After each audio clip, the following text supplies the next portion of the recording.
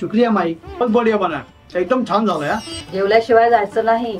असं काय करता सलीम भाई? थोडं गरम गरम जेवा, आम्हालाही बरं वाटेल. सलीम, जेवल्याशिवाय जायचं नाही. पुढे आम्ही चाळ सोडली, वस्ती बदलली, घरं बदलली, सलीम चाचांनी त्यांच्या गाड्याही बदलल्या, पण विसर्जनाचा मान सोडला नाही त्यांनी आणि आम्हीही तो कोणालाही दिला नाही. आपल्या लग्नात मी त्यांना पहिल्यांदा पाहिलं, खूप वेगळं वाटलं होतं मला. ओळखीचं नातं नव्हतं ना, पण तरीही ते घरातल्यासारखे वागत होते. मला ते खूप छान वाटलं. तुला गमत सांगू, ते कुठेही असले ना तरी विसर्जनाच्या 1 तास आधी बरोबर हजर व्हायचे. ती काय काय ऋणानुबंध होता आमचा. अगं हे घे, हे आतच राहिलं. बाकी सगळी झाली का तयारी आरतीची? हो हो.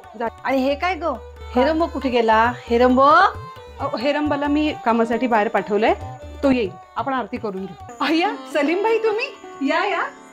ये सलीम. विनायका, अरे हा आला बघ सलीम. नेमका वेळेवर येतो हा. बरकत देतो रे मला. त्याच्या विसर्जनाला मी नसेल असं कधी होणारच नाही.